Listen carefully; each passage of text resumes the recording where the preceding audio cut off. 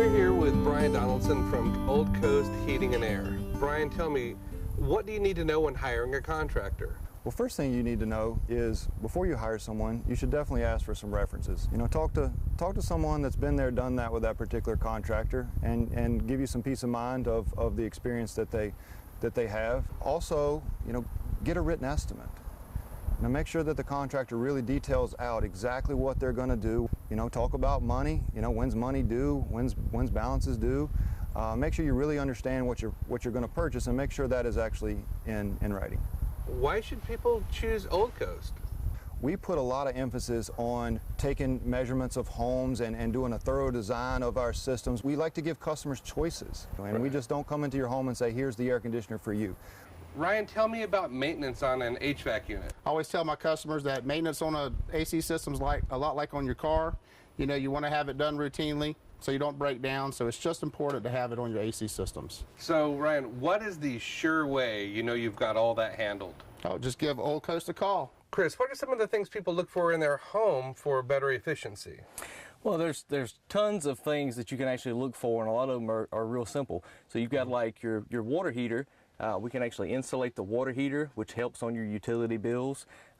Adding insulation to a home is another way to really cut down on your energy consumption.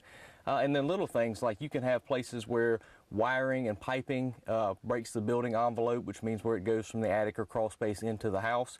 We can seal those areas to tighten the house up, and again, that's another just small thing that we can do to actually help with the utilities of the home. So Jeff, we're headed over to what most people think about when they hear heating and air.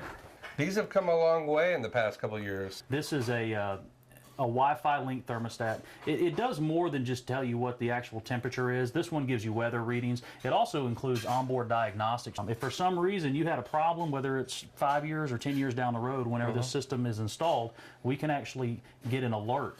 So when should a homeowner start thinking about replacing their heating and air system? Typically, once you start to see a spike in electric bills, your utilities start to go up, or you're starting to have a bunch of kind of nickel and dime repairs, $100 here, $300 there, little things that start to add up.